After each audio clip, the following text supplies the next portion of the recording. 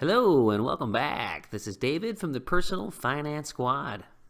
Thanks for joining. Hey, we just finished up with section 10.5 where Jasper chose to have a wellness plan for his new puppy. Now we're going to get into section 10.6, budgeting for gifts throughout the year. This is a common thing that no one really thinks about. You know, around the holidays when you talk about Kwanzaa and Hanukkah and Christmas and parties and things where people have a gift exchange, those are commonly heard about, hey, I got to spend a lot for that coming up. But what you don't think about is all the things that you have during the year in terms of holidays and birthdays.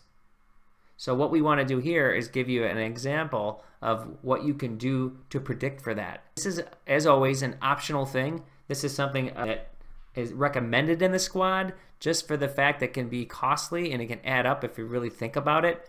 So once you put it together for you, it might be something that is worth it.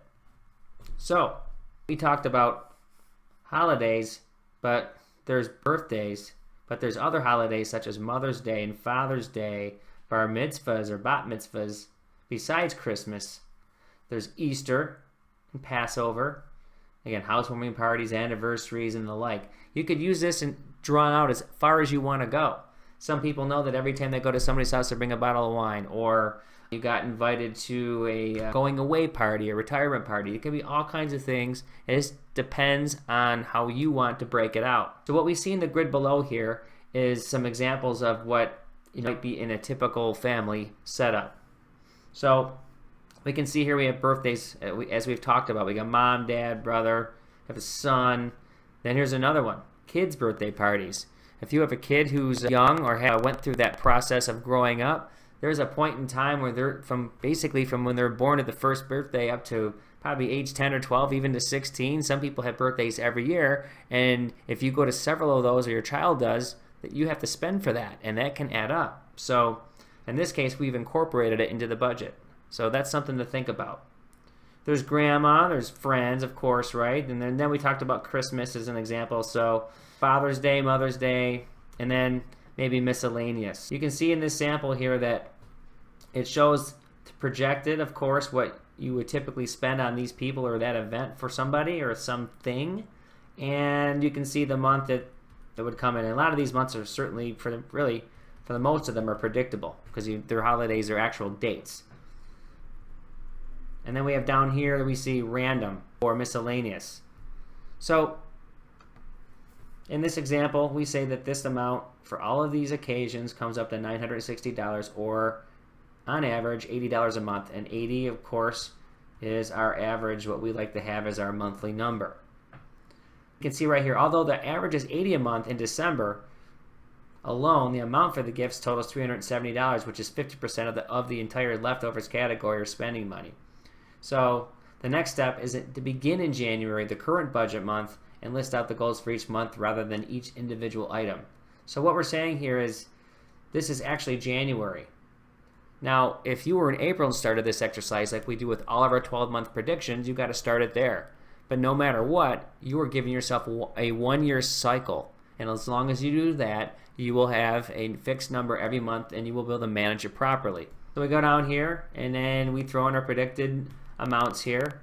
So we have projected versus budget like we have to do. So you can see right here we would have a surplus.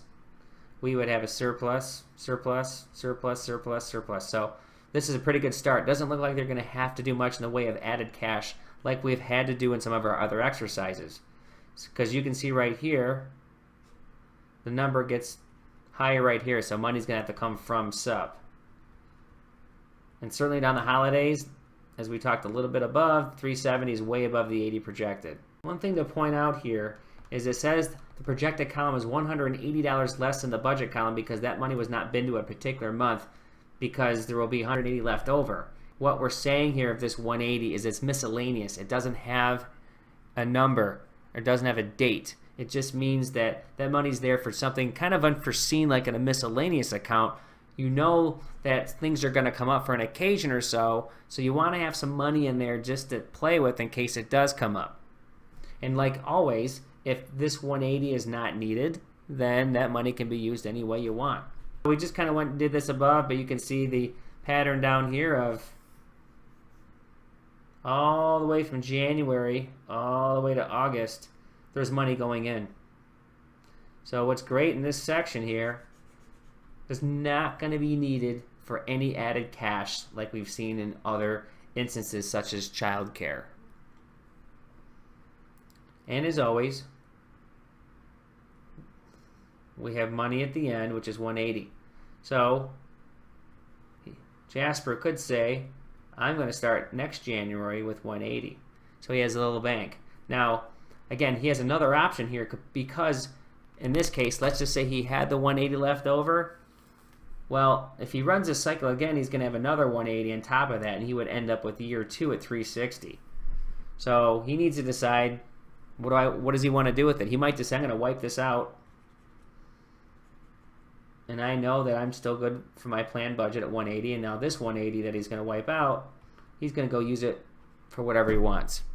So again, that's some options. And then you can see down here, we say we don't have an upfront stipend, so this is what we're getting to.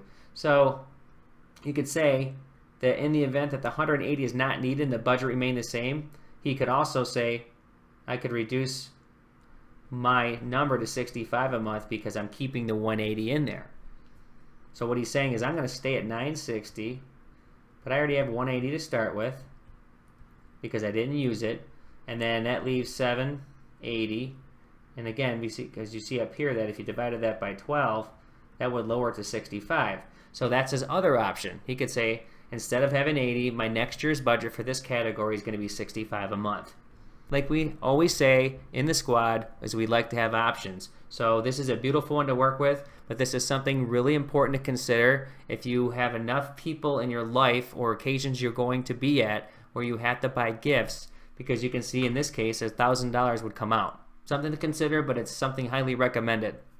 Okay, so that's going to finish up section 10.6, and actually we're going to move this one and we're going to call it 10.7, and that's going to get into a summation of what we have seen Jasper choose with his new budget and raise in disposable income, and one of the pieces on there is going to be for travel. Okay, so again, thanks for joining, and we will see you in the next video.